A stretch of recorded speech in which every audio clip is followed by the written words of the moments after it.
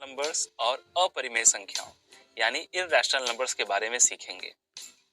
हम अपनी पिछली कक्षाओं में संख्याओं और उनके प्रकार के बारे में अध्ययन कर चुके हैं। थोड़ा और समय लेकर एक बार फिर से उन्हें दोहरा लेते हैं। शुरू करते हैं प्राकृतिक संख्याएं यानी नेचुरल नंबर से।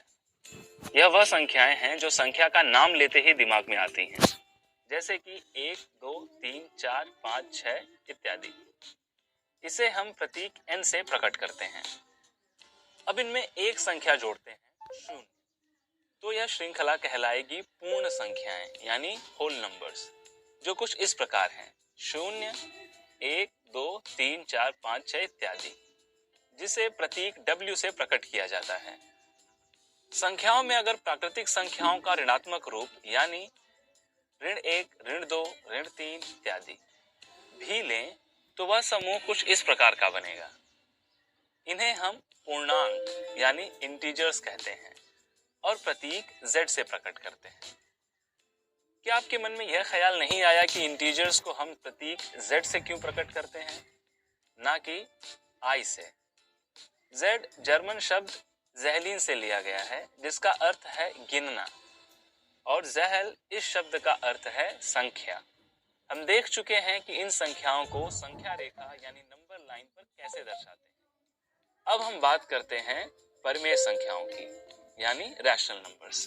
परिमेय संख्याएं वह होती हैं जिसे हम P/Q से दर्शाते हैं, जहां P और Q दोनों पूर्णांक हैं और Q शून्य नहीं है। इसे हम प्रतीक Q से प्रकट करते हैं, जो अंग्रेजी शब्द कोशंट यानी भागफल से लिया गया है। दोस्तों, लेकिन भागफल ही क्यों? क्योंकि P/Q एक भिन्न है जो हमें भागफल देता है।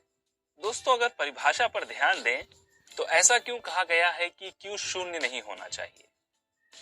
और क्या अब तक देखी गई संख्याओं को परिमेय संख्याएं कह सकते हैं? जी हाँ, हम इन सभी संख्याओं को P/Q के रूप में दर्शा सकते हैं, जैसे कि 30 को 30/1, ऋण 5 को ऋण 5/1। यहाँ अंश P तथा हर Q दोनों पूर्णांक हैं, यानी यह सभी संख्याएं परिमेय संख्याएं हैं। दोस्तों, क्या आप बता सकते हैं कि यह सभी भिन्न 3/2, 24/16, 15/10, 30/20 संख्या रेखा पर कहाँ स्थित हैं? यह सभी तुल्य भिन्न हैं और इनका मान 3/2 ही है, जो संख्या रेखा पर यहाँ स्थित होंगी।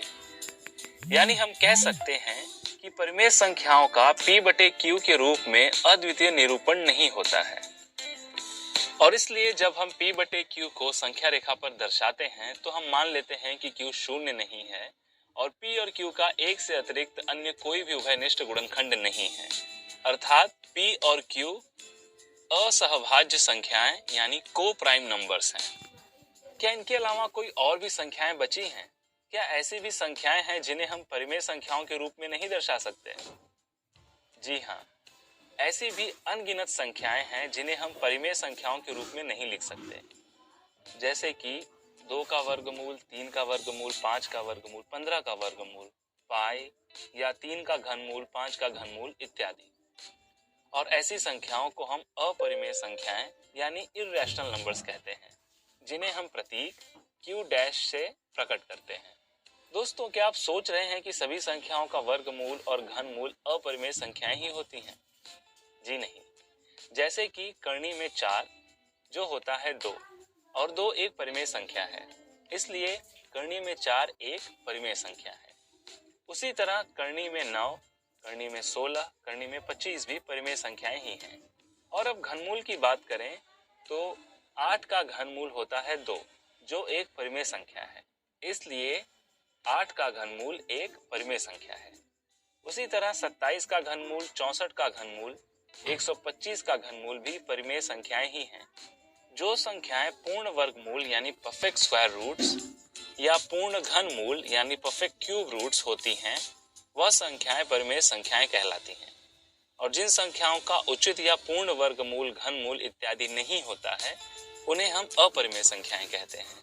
अपरिमेय संख्याओं का पता सबसे पहले ग्रीस के महान गणितज्ञ और पाइथागोरस के अनुयायी क्रोटोन के हिपैक्स ने लगाया था और कहा था कि यह वह संख्याएं हैं जिन्हें पूर्णांकों के अनुपात के रूप में नहीं लिखा जा सकता है। उन्होंने सिद्ध किया था कि कर्णी में 2 यह एक अपरिमेय संख्या है। इसके बाद साइरिन के थियोडोरस ने सिद्ध किया कि कर्णी में 3, 5, 6, 7, 10, 11, 12, 13, 14, 15 और 17 सभी अपरिमेय संख्याएं हैं।